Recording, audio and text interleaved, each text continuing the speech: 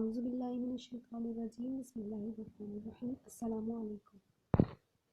Class 9 की biology में आज हम चैप्टर 2 स्टार्ट करने जा रहे हैं, that is solving a biological problem.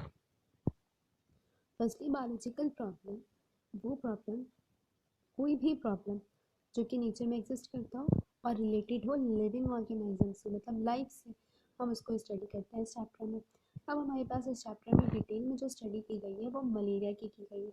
तो सबसे पहले हम देखते हैं कि हम जो बायोलॉजिकल मेथड की स्टडी करें या बायोलॉजिकल मेथड होता क्या है। बेसिकली बायोलॉजिकल मेथड एक प्रोसेस है जिसमें हम किसी भी चीज़ की स्टडी करेंगे, लेकिन किस में स्टडी करेंगे, किसी भी प्रॉब्लम की अगर हम स्टडी करें तो किस में स्टडी करेंगे, किस स्पेसिफिक मैनर में, मीन्स स्टेप बाय स्टेप हम उसकी स्टडी करेंगे। तो सबसे पहले मेरे पास एक बायोलॉजिकल प्रॉब्लम है। अब मैं क्या करूँगी, उसके रिलेटेड जितने भी ऑब्जर्वेशन होंगे या फिर जो मेरी प्रीवियस नॉलेज होगी वो सबको मैं गैदर करूँगी। उन सबको देखते हुए मैं कोई हाइपोथेसिस दूंगी, मतलब कोई एक स्टेटमेंट दूंगी जो मुझे लगता होगा इसकी वजह से हो रहा है। उसके बाद फिर जो है मैं अपनी हाइपोथेसिस को एक्सप्लेन करने के लिए रीज़न दूंगी कि मैंने ये बात कही है तो किस बात पे कही है। दो तरह के रीज़न दूंगी, या तो इंडक्टिव रीज़न या फिर डिडक्टिव रीज़न। अब उसके बाद जो नेक्स्ट स्टेप होगा मेरे पास वो क्या होगा, एक्सपेरिमेंट। अब मैं एक्सपेरिमेंट परफॉर्म करके देखूंगी जो मैंने हाइपोथेसिस दिया है उसके अकॉर्डिंग मेरा एक्सपेरिमेंट का रिजल्ट ठीक आ रहा है या नहीं। फिर जो मेरे पास एक्सपेरिमेंट में डाटा कलेक्शन और डाटा एनालाइज हुआ है, अब मैं उसमें देखूंगी कि जो रिजल्ट्स आया है अगर वो मेरे हाइपोथेसिस को सपोर्ट कर रहा है तो फिर जो मेरी हाइपोथेसिस है वो थ्योरी बन जाएगी। लेकिन अगर वो मेरे हाइपोथेसिस को सपोर्ट नहीं कर रहा है तो फिर मुझे दोबारा से नया हाइपोथेसिस बनाना होगा। फिर फर्दर ये जो सारे प्रोसेसेस हैं ये सब कुछ मुझे दोबारा करना होगा। तो किसी भी बायोलॉजिकल प्रॉब्लम को हम बायोलॉजिकल मेथड के थ्रू इस तरह सॉल्व करते हैं, एक फ्लो चार्ट था। अब हम वन बाय वन एक एक हेडिंग को डिटेल में पढ़ेंगे। सबसे पहले हमारे पास बायोलॉजिकल प्रॉब्लम। अब ये बायोलॉजिकल प्रॉब्लम एनवायरमेंटल भी हो सकते हैं, इकोलॉजिकल भी हो सकते हैं, या फिर हेल्थ रिलेटेड भी हो सकते हैं। अब हमें जो है इस प्रॉब्लम को सॉल्व करना है लॉजिक के बेस पे और एविडेंस को देखते हुए। जैसे हमारे पास एक एग्जांपल है कि फीमेल मॉस्किटो है एनोफिलिस, जिसके काटने से हमें मलेरिया हो जाता है। अच्छा, अब ये हम देख लेते हैं कि मलेरिया वर्ड आया कहाँ से। मलेरिया जो वो लैटिन वर्ड है जिसमें माला मीन्स होता है बेड और एरिया मीन्स होता है एयर, जिसका नाम क्या है, बेड है। अच्छा, अब हमारे पास क्या हुआ था, इस प्रॉब्लम को सॉल्व करने के लिए साइंटिस्ट ने जो है बहुत सारे रीज़न आइडेंटिफाई किए थे। आइए हम फर्दर उसको डिस्कस करते हैं।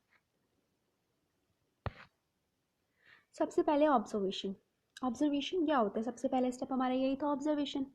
ये हमारा फर्स्ट स्टेप है। इसमें हम क्या करते हैं, वो जो बायोलॉजिकल प्रॉब्लम है उसको हम ऑब्जर्व करना शुरू करते हैं, चाहे वो प्लांट में हो, एनिमल में हो। बस लाइफ में, बायोलॉजी में क्या है, लाइफ की स्टडी करेंगे। लाइफ में जो बायोलॉजिकल प्रॉब्लम आई है हम उसकी स्टडी करेंगे, ठीक है सब।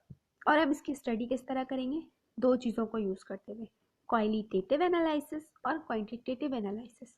अब हमारे पास क्वालिटेटिव क्या चीज़ होती है, क्वालिटेटिव जो वो है जो हम किसी भी, अगर कोई भी एक प्रॉब्लम आया है मैं उसको देख रही हूँ, सुन रही हूँ, टेस्ट कर सकती हूँ, टच कर सकती हूँ या स्मेल कर सकती हूँ, मतलब अपने 5 सेंस को यूज़ करते हुए अगर मैं किसी बायोलॉजिकल प्रॉब्लम को ऑब्जर्व कर रही हूँ, that is called as qualitative analysis.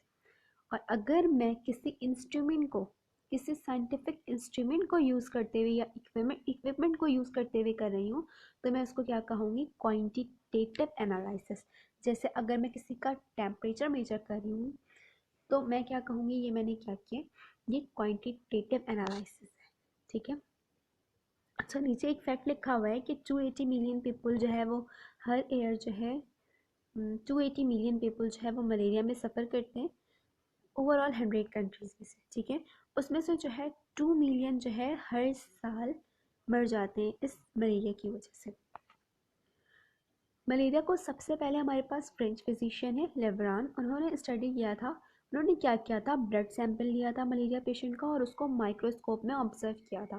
तो उन्होंने क्या देखा था, उसमें उन्हें टीनी क्रिएचर्स नज़र आए थे, मतलब छोटी छोटी कुछ क्रिएचर्स में मखलूक होते हैं, कुछ मखलूक़ात नज़र आई थी। उन्होंने उसको नाम दे दिया था प्लाज्मोडियम का। और उन्होंने कहा था कि जितने भी मलेरिया पेशेंट्स होंगे उनके ब्लड में प्लाज्मोडियम होना चाहिए था। अब फिर उसके बाद हाइपोथेसिस आए। पहले मैंने ऑब्जर्व कर लिया अपने 5 सेंस को यूज़ करते हुए और फिर क्वांटिटेटिव एनालिसिस करते हुए। अब ये हाइपोथेसिस, हाइपोथेसिस क्या है? मुझे जो ऑब्जर्वेशन या अपनी क्वांटिटेटिव एनालिसिस और क्वालिटेटिव एनालिसिस से चीज़ें समझ आई हैं, मैं उसको अपने ब्रेन को या अपने वर्क को, अपने प्रीवियस एक्सपेरिमेंट को, सारी चीज़ों को यूज़ करते हुए मैं उसको एक स्टेटमेंट के फॉर्म में या उसके लिए कोई एक स्टेटमेंट प्रेजेंट करूँ, अपना इंटेलिजेंट गेस दूँ, तो मैं इसको क्या कहूँगी? ये क्या है? हाइपोथेसिस। अब मलेरिया के केस में क्या हुआ था?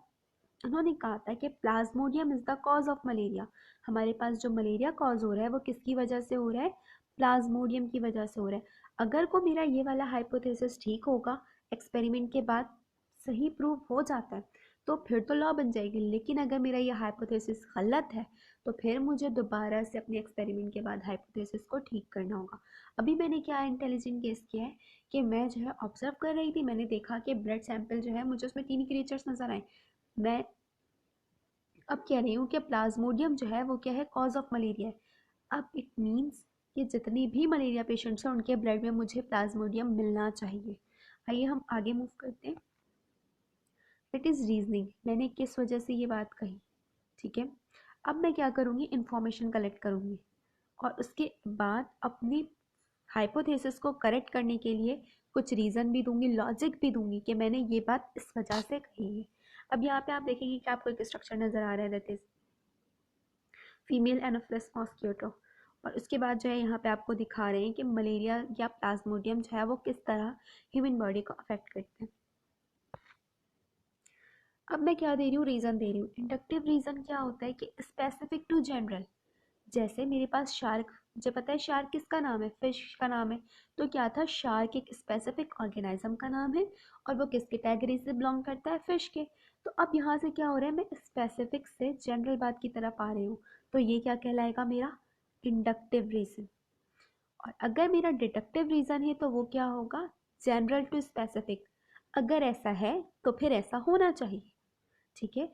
मैं इसमें डिडक्टिव रीजन में ये कहूँगी, अगर प्लाज्मोडियम से मलेरिया कॉज हो रहा है तो जितने भी मलेरिया के पेशेंट हैं उनके ब्लड में मुझे क्या मिलना चाहिए? प्लाज्मोडियम, ठीक है। अभी मैं सिर्फ रीजन दे रही हूँ। अब जो मेरा नेक्स्ट स्टेप होगा मैं उसमें क्या करूँगी? एक एक्सपेरिमेंट परफॉर्म करूँगी। इस एक्सपेरिमेंट में मैंने क्या किया? 100 हेल्दी पेशेंट का ब्लड लिया और 100 जो है जिन्हें मलेरिया था या इन्फेक्टेड पर्सन थे उनका ब्लड लिया। अब मैं उनको स्टडी कर रही हूँ अंडर माइक्रोस्कोप। मुझे रिजल्ट में क्या चाहिए? जितने भी मलेरिया पेशेंट हैं उनके ब्लड में मुझे प्लाज्मोडियम चाहिए और जितने भी हेल्दी पेशेंट हैं उनके ब्लड में प्लाज्मोडियम नहीं होना चाहिए। तो अब जो मैं एक्सपेरिमेंट परफॉर्म करूँगी इसमें मैं डिफरेंट टेस्ट करूँगी और जब मैंने टेस्ट किया और मेरा रिजल्ट अगर मेरे हाइपोथेसिस के अकॉर्डिंग आ गया तो फिर तो थ्योरी बन जाएगी। अब मैं यहाँ पे क्या कर रही हूँ? टेस्ट कर रही हूँ, ठीक है। डिडक्टिव रीजन को अपने माइंड में रखते हुए मैंने यहाँ पे टेस्ट परफॉर्म किया। 100 हेल्थी पर्सन और 100 मलेरिया पेशेंट को की ब्लड सैंपल को मैंने अंडर माइक्रोस्कोप ऑब्जर्व किया। अब मेरे पास रिजल्ट क्या हुआ? जो एक्सपेरिमेंट का रिजल्ट आया वो क्या था? Same as mine hypothesis. मैंने जो हाइपोथेसिस दिया था plasmodium is the cause of malaria, तो जितने भी मलेरिया पेशेंट थे उनके ब्लड में मुझे प्लाज्मोडियम मिला और जितने भी हेल्दी पेशेंट थे या अनअफेक्टेड पेशेंट थे उनमें जो है मुझे क्या मिला? कुछ भी नहीं मिला ब्लड में। तो अब जो है यहाँ से मेरा क्या हुआ? हाइपोथेसिस वेरीफाई हो गया। बेसिकली रिजल्ट क्या करता है? हमारे हाइपोथेसिस को वेरीफाई करता है। जैसे ही मेरा हाइपोथेसिस वेरीफाई हो गया मैं इसको क्या बना दूंगी? कंक्लूजन, ठीक है। अब क्या हो गया? कंक्लूजन बन गया कि जितने भी पेशेंट हैं जिनमें मलेरिया है वो किस वजह से हुआ है? प्लाज्मोडियम की वजह से हुआ है। तो प्लाज्मोडियम क्या है? बेसिक कॉज ऑफ मलेरिया है, ठीक है। अगर यहाँ पे मेरा रिजल्ट सेम नहीं आता तो मैं दोबारा से अपने हाइपोथेसिस वाले स्टेप में जाती, फिर मैं अपना इंटेलिजेंट गैस देती, फिर मैं रीजंस देती, फिर मैं एक्सपेरिमेंट परफॉर्म करती, फिर फर्दर सारे प्रोसेसेस होते, ठीक है। अब ये हमारे पास थ्योरी, लॉ एंड प्रिंसिपल, इनकी डेफिनेशन। थ्योरी क्या है? अब अगर हम एक थ्योरी दें और एक साइंटिस्ट थ्योरी दें, दोनों की थ्योरी में फ़र्क होगा? हम अपनी मर्जी से कुछ भी बोल देंगे, हमें किसी एविडेंस किसी चीज़ की ज़रूरत नहीं होती। लेकिन जो साइंटिस्ट होते हैं उन्हें एविडेंस भी चाहिए होता है, रीज़न भी चाहिए होता है। तो उन्हें अपनी बात करने के लिए जो है थ्योरी देने के लिए कोई एविडेंस चाहिए, कोई रीज़न चाहिए, एक्सपेरिमेंट्स होना चाहिए। हमें कुछ भी नहीं चाहिए, हमें कुछ भी नहीं होता, कुछ भी नहीं चाहिए होता, हम अपनी थ्योरी एवं दे देते हैं। अच्छा, लॉज एंड प्रिंसिपल कब बनते हैं? जब हम अपनी थ्योरी को टेस्ट करते हैं और उसमें जो है कोई भी हमें चेंजेस नज़र नहीं आता। जब हमारी theory multiple time correct prove हो जाती है तो फिर हम उसको क्या बना देते हैं? Law and principle. अच्छा, data organisation and data analysis क्या है? अब क्या करते हैं, इसके लिए ग्राफ प्लॉट करते हैं। अब ये आप देखेंगे कि ग्राफ किस तरह प्लॉट करते हैं। ये देखें, मेरे पास क्या है, नंबर ऑफ मलेरिया पेशेंट है और नीचे क्या है, अब बार चार्ट शोइंग, नीचे जो है मेरे पास मंथ्स लिखे हुए हैं। ओके, और यहाँ पे क्या है, a bar chart showing the trend of malaria cases reported in Sindh 2016 to 2017। ये एक ऐसा बार चार्ट है जिसमें हमें ये बता रहे हैं कि 2016 से 2017 तक कितने मलेरिया केसेस आए हैं। अगर मैं फरवरी में देखूँ तो अप्रॉक्स 12 to 13,000, मार्च में देखूँ 11,000, अब अप्रैल में देखूँ तो 9,000, मई में देखूँ तो ये बढ़ता जा रहा है। इस तरह करके सबसे ज़्यादा जो मेरे पास केस आए हैं मलेरिया के वो किस में, अक्टूबर में आए, दैट इज़ 6,000 केसेस। तो इस तरह करके मेरे पास जितनी केसेस आए मैंने उसको इसमें प्लॉट कर दिए। तो इस तरह जो है हम बार चार्ट बनाते हैं किसी भी डिजीज़ की।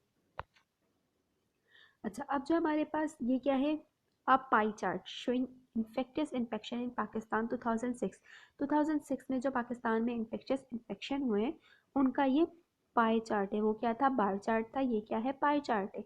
पाई चार्ट किस में प्लॉट करते हैं हम, एक सर्कल में। अच्छा, अब मेरे पास क्या है, एक्यूट रेस्पिरेटरी इन्फेक्शन कितने आए थे, 51%, मीन्स के रेस्पिरेटरी ट्रैक में जो इन्फेक्शन थे। मलेरिया केसेस कितने आए थे, 16%। डायरिया केसेस कितने आए थे मेरे पास, ओनली 15%। और डायसेंट्री 8%, स्कैबीज 7%, और दूसरे जो अदर डिजीज़ हैं, ये अदर टाइप्स ऑफ सिम्टम्स हैं, वो जो है मेरे पास 3% आए थे। तो इस तरह से जो हम लिखते हैं कि हम किसी सर्कल में इसको प्लॉट करते हैं तो हम इसको क्या कहते हैं, अ पाई चार्ट। अच्छा, नेक्स्ट है हमारे पास mathematics and an integral part of scientific processes. मैं आपको पिछले भी पढ़ा कर आ चुकी हूँ कि हमारे पास बायोलॉजी की एक ब्रांच है that is called as mathematical biology. अब इसमें हम क्या करते हैं, हमारी बॉडी में प्रोटीन है, वो प्रोटीन कितने अमाउंट में चाहिए, वाइटामिन कितने अमाउंट में चाहिए। अब देखिए हमारे पास जो ये मैथमेटिकल बायोलॉजी है इसमें हम क्या करते हैं, मैथमेटिकल रिप्रेजेंटेशन को मेजर कर रहे होते हैं। लाइक सपोज दैट कि मेरी बॉडी में कितने वॉल्यूम में ब्लड होना चाहिए, अप्रॉक्स 5 लीटर। अच्छा, RBCs काउंट कितने होने चाहिए, WBCs काउंट कितने होने चाहिए। ये सारी चीज़ें जो मैं एक्सप्रेस कर रही हूँ वो किस में कर रही हूँ, एक मैथमेटिकल टर्म्स में कर रही हूँ। तो हमारे पास बायोलॉजी में कुछ मैथमेटिकल मॉड्यूल्स भी होते हैं, ठीक है। इसमें इक्वेशंस भी होती हैं, फार्मूलाज भी होते हैं। उसके अलावा अगर मेरे पास एक ऑर्गेनाइज़म है, ठीक है, अब उसकी मैं पॉपुलेशन कितनी आबादी है उसकी, वो जो है स्ट्रक्चर ऑफ प्रोटीन उसके अंदर कौन सा है, उसमें जो हाइट है ऑर्गेनाइजम्स की उसकी हाइट कितनी है, और फिर जो है बैक्टीरियल ग्रोथ उनके अंदर, ये सब मैं किस में रिप्रेजेंट करूँगी, एक मैथमेटिकल वैल्यू में या मैथमेटिकल मॉड्यूल में रिप्रेजेंट करूँगी। तो इसकी स्टडी हम किस में करते हैं, मैथमेटिकल बायोलॉजी में। होप सो आपको चीज़ें समझ आई होंगी। Thanks for watching.